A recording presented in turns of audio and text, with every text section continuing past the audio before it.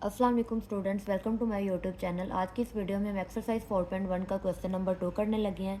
Question number 2 है हमारे पास factorise. तो आइए स्टूडेंट्स क्वेश्चन नंबर 2 का सोल्यूशन स्टार्ट करते हैं। क्वेश्चन नंबर 2 स्टूडेंट्स हमने यहाँ पे लिख लिया फैक्टराइज। तो फर्स्ट पार्ट है, देखिए हमारे पास 5x + 15। स्टूडेंट्स ये सेम क्वेश्चन नंबर 1 की तरह, जिन स्टूडेंट्स ने क्वेश्चन नंबर 1 नहीं समझा मैं उसका लिंक डिस्क्रिप्शन बॉक्स में ऐड कर दूँगी, वो समझ लें। तो इक्वल का साइन लगा के सेम क्वेश्चन रिपीट करेंगे। 5x + 15, देखें इसमें से अब हमारे पास क्या कॉमन आ रहा है। टेकिंग कॉमन 5, देखिए 5 के टेबल में 5 और 15 दोनों आते हैं, तो इसका मतलब यहाँ से क्या कॉमन आएगा, टेकिंग कॉमन 5। तो यहाँ पे क्या आ जाएगा, 5 हमने कॉमन लिया तो पीछे क्या आएगा, x + 5 3 = 15। This is your answer. Students question number 2 का सेकंड पार्ट है हमारे पास। यहाँ पे देखिए हमारे पास सबके x² + 4x + 3।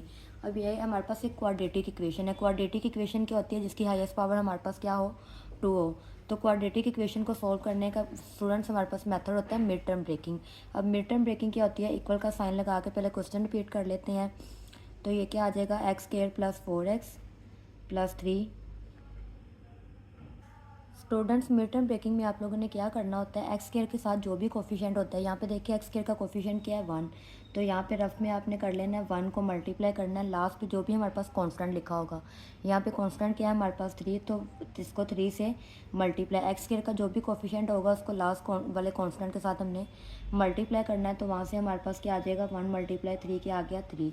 अब आपके पास ये देखिए, ये तो 3 आया। मिड टर्म ब्रेकिंग का मतलब होता है ये मिड में वैल्यू, इसको आपने ब्रेक करना है, मतलब उसको तोड़ के आप लोगों ने लिखना है, ब्रेक करके लिखना है। तो 3 आया, यहाँ पे मल्टीप्लाई करके अब आपने इस तरह से फैक्टर बनाने हैं कि जिसको मल्टीप्लाई करके तो हमारे पास 3 आए, लेकिन जब उसी वैल्यू को हम प्लस या माइनस करें तो हमारे पास ये मिड वाली वैल्यू आए, 4। तो यहाँ पे देखा अब हमने वो वाला वैल्यूज़ ले रहे हैं जिसमें हमारे पास 4 आए। तो स्टूडेंट्स यहाँ पे देखिए 3 1 हमारे पास क्या आ रहा है, 3 आ रहा है। तो 3 को 1 से मल्टीप्लाई किया, 3 आ गया। अब हमने देखना है कि इसी फैक्टर को प्लस या माइनस करने से क्या 4 आ रहा है। तो यहाँ पे देखिए अगर हम लिखते हैं 3 + 1 = क्या हो जाएगा हमारे पास 4। तो देखिए मल्टीप्लाई करने से 3 भी आ रहा है और 4 भी आ रहा है, मतलब ये वाला हमारा फैक्टर ठीक है। तो यहाँ पे इसको जब फैक्टराइजेशन में लिखेंगे तो x² वैसे ही आ जाएगा। अब 4x को हम ब्रेक कर रहे हैं, तो इसलिए ये जो हमारे पास वैल्यूज़ आई हैं इसके साथ हमारे पास x भी आएगा। अब सबसे पहले आपने हमेशा सिर्फ माइनस का साइन लगाना है, -3x, और ये क्या हो जाएगा, -x को 1 लिखने की ज़रूरत नहीं होती, +3 वैसे ही आ जाएगा। अब यहाँ पे देखिए हमें बड़ी वैल्यू के साथ क्या चाहिए, प्लस का। इसका मतलब यहाँ पे प्लस चाहिए, यहाँ पे प्लस तब आएगा जब बड़ी वैल्यू के साथ होगा। इन दोनों में से बड़ी वैल्यू 3 है, तो मतलब यहाँ पे हमारे पास प्लस आ जाएगा। अब देखें प्लस माइनस करेंगे तो 3 - 1 क्या आ रहा है, 2, हमें 4 चाहिए। 3 + 1 तब होगा जब दोनों ऐड हो गए, मतलब ये वाला भी हमारे पास क्या हो जाएगा, प्लस हो जाएगा। 3 + 1 क्या हो गया, 4।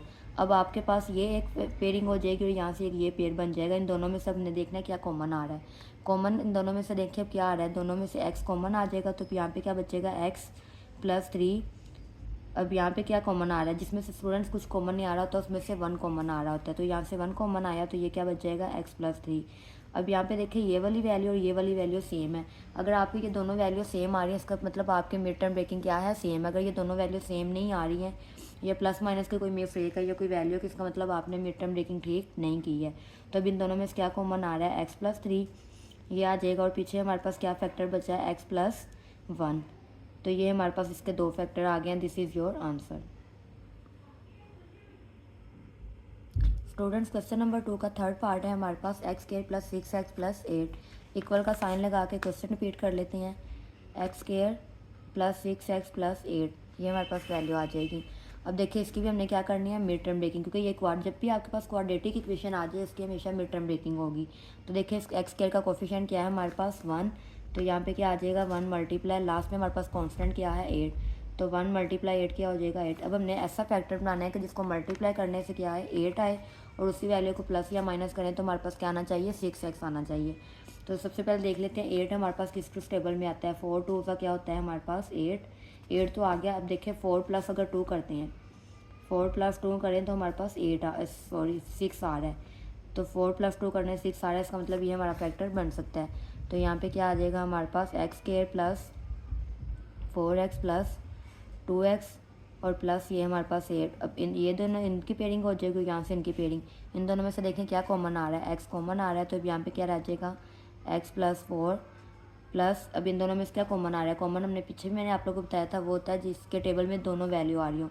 देखिए 2 के टेबल में अब 2 भी आता है और 8 भी, तो मतलब यहाँ से 2 क्या आ जाएगा कॉमन। अब 2 कॉमन आ गया, यहाँ पे क्या बचा एक्स प्लस 2 4 का क्या हो जाएगा 8। एक्स प्लस 4 दोनों सेम आ रहे हैं, मतलब हमारी मिड टर्म ब्रेकिंग ठीक है। तो एक्स प्लस 4 यहाँ से क्या आ जाएगा कॉमन आ जाएगा, और ये क्या हमारे पास बचा एक्स प्लस 2, ये हमारे पास 2 फैक्टर आ गए। This is your answer. Question number 2 का 4 पार्ट है स्टूडेंट्स हमारे पास x square plus 4x plus 4। Same equal का साइन लगा के पहले क्वेश्चन रिपीट कर लेते हैं।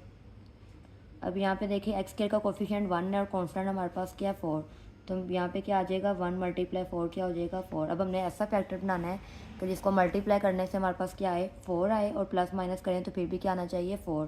तो देखिए 4 किस टेबल में आता है, 2 2 का क्या हो जाएगा हमारे पास 4, और अगर हम 2 प्लस 2 करते हैं तो फिर भी क्या आ रहा है 4, मतलब क्या फैक्टर बनेंगे 2 और 2 प्लस 2, तो यहाँ पे क्या आ जाएगा x square plus 2x plus 2x, और ये प्लस 4 एज इट इज़ आ जाएगा। अब इन दोनों की पेयरिंग हो जाएगी यहाँ से इन दोनों की, तो देखिए इस दोनों में से क्या कॉमन आ रहा है x, और यहाँ पे क्या रह जाएगा x प्लस 2 आया प्लस, अब यहाँ से क्या कॉमन आ रहा है 2 और 4, 2 के टेबल में दोनों आते हैं, तो मतलब यहाँ से 2 कॉमन आया, तो इधर क्या आ जाएगा x प्लस 2 2 का 4। अब इन दोनों में से क्या कॉमन आएगा x प्लस 2, और पीछे हमारे पास क्या बच जाएगा x प्लस 2 बच जाएगा।